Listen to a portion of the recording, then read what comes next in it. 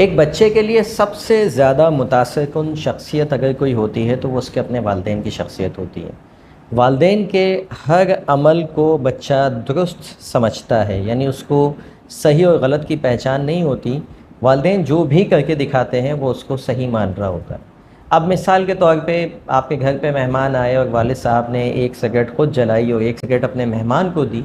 तो बच्चा इस अमल को देखकर क्या समझता है कि ये एक्ट ऑफ हॉस्पिटैलिटी है, यानी ये अंदाज़ है मेहमान नवाज़ी का।